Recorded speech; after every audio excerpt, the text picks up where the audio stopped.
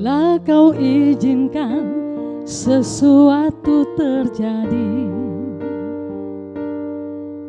ku percaya semua untuk kebaikanku.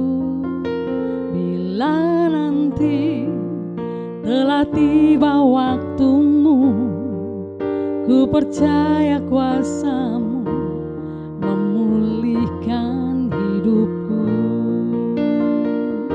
Waktu Tuhan pasti yang terbaik, walau kadang tak mudah dimengerti. Lewati cobaan, ku tetap percaya waktu Tuhan pasti yang terbaik.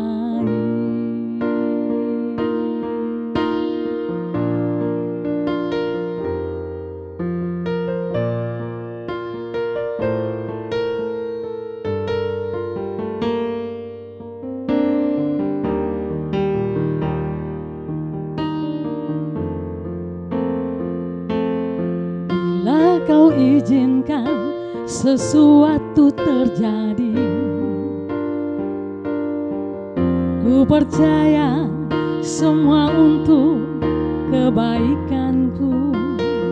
Bila nanti telah tiba waktumu, ku percaya kuasa-Mu memulihkan hidupku. Tuhan pasti yang terbaik, walau kadang tak mudah dimengerti. Lewati cobaan, ku tetap percaya waktu Tuhan pasti yang terbaik. Tuhan pasti yang terbaik, walau kadang tak mudah dimengerti. Lewati cobaan, ku tetap percaya waktu Tuhan pasti yang terbaik. Lewati cobaan, ku tetap percaya waktu Tuhan pasti yang terbaik.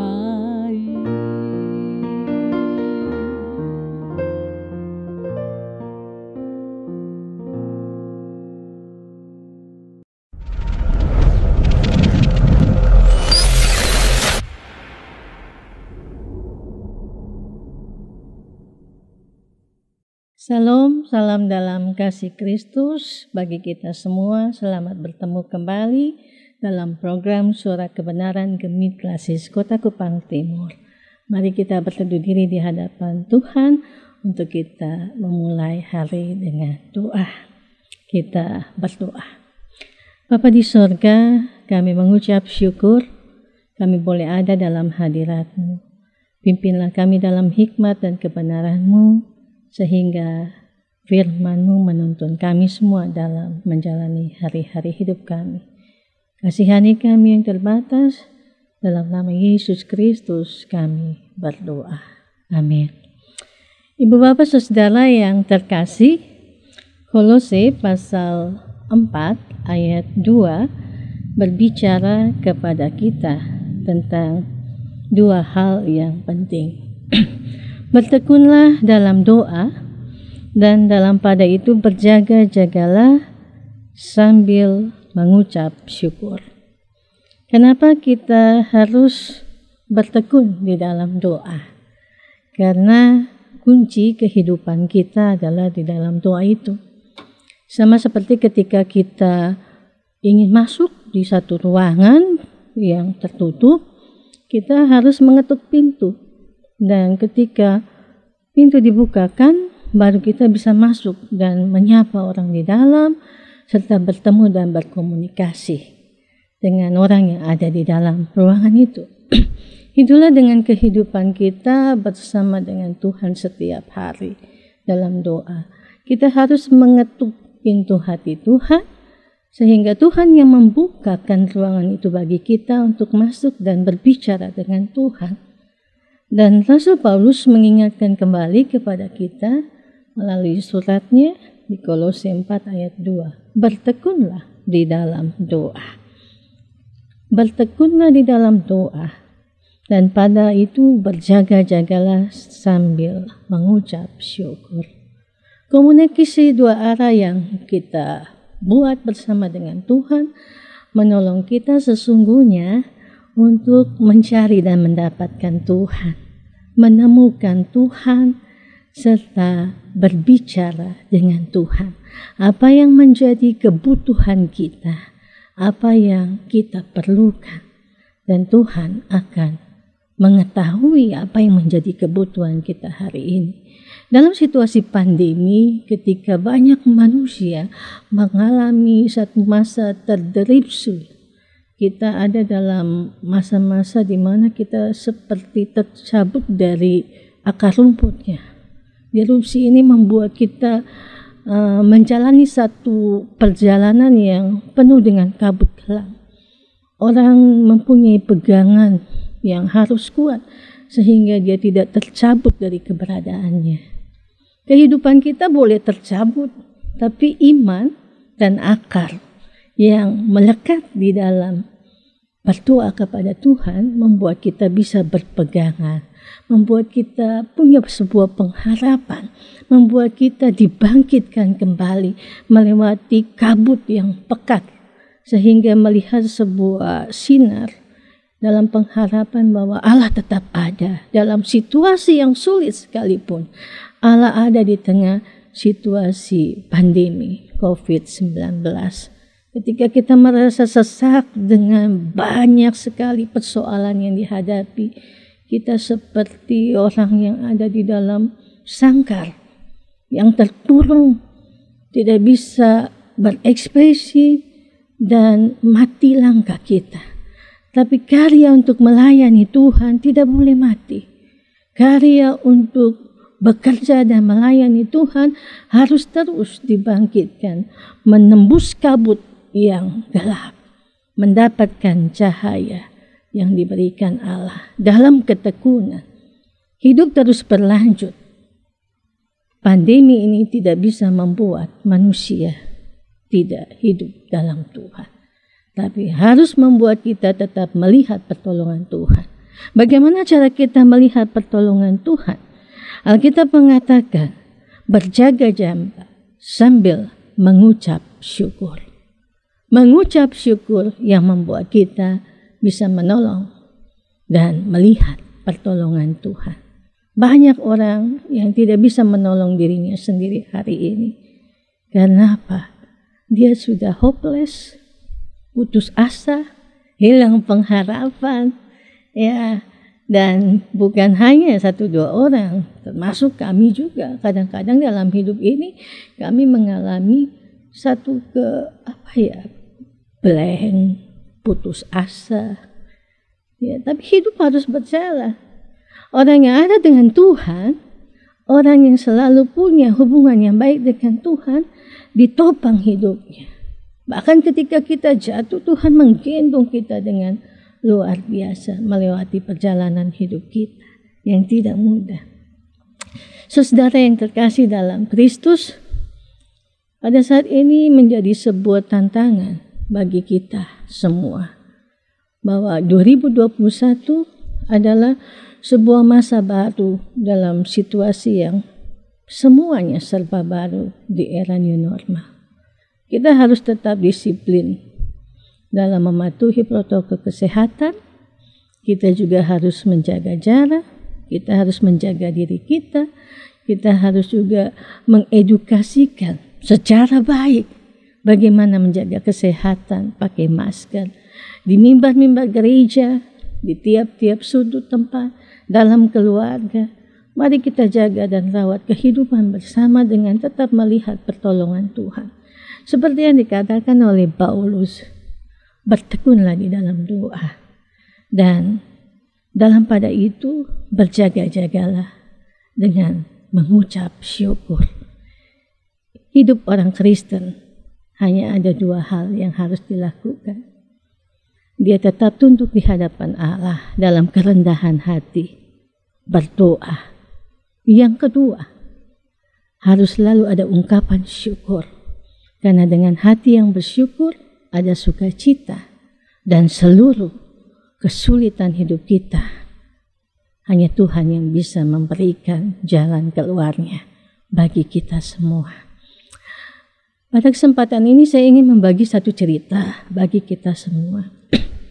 Ketika melewati sebuah perjalanan yang cukup mengerikan dan panjang untuk mendaki perjalanan ke Gunung Sinai dengan naik unta sendiri, ya, saya bertanya, Tuhan ada di mana? Dan ketika terjadi sesuatu dengan saya hari itu, tidak ada yang tahu.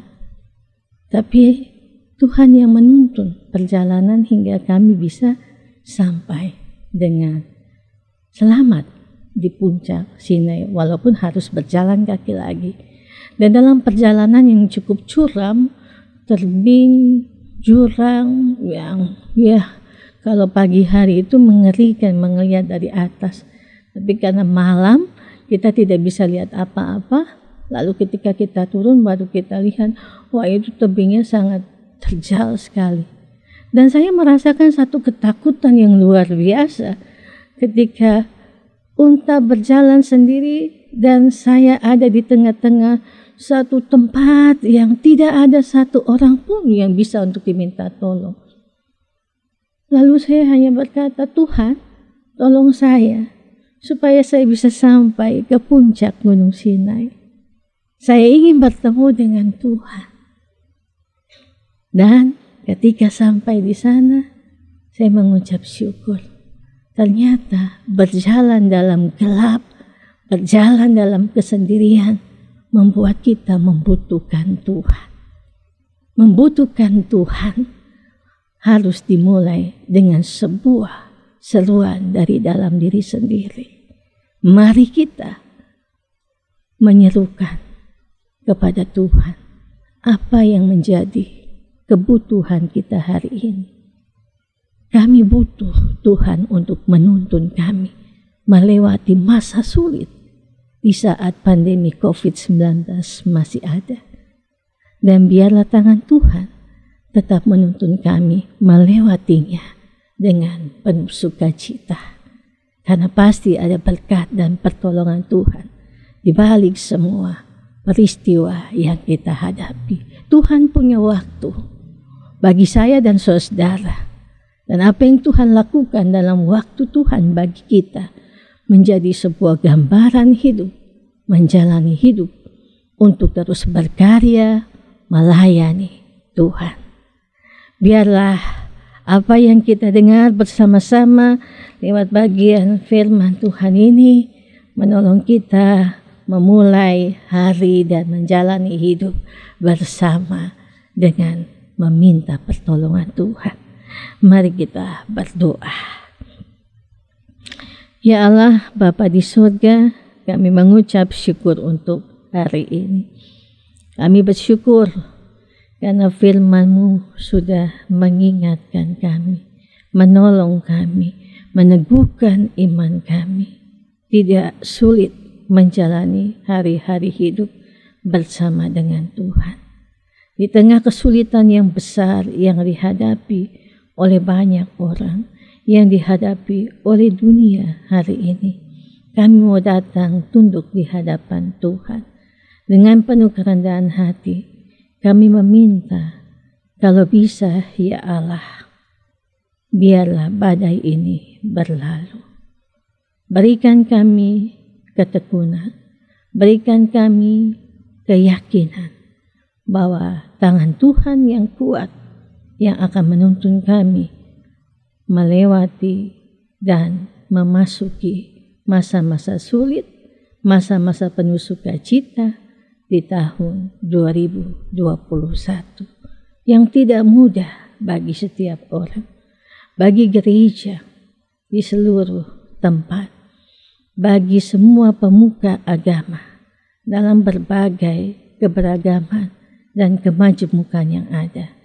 Tolong kami dalam hikmat-Mu, supaya kami mampu menjalankan tugas dan tanggung jawab kami untuk mengajarkan yang benar, untuk mendidik yang benar bagi seluruh umat yang kami gembalakan.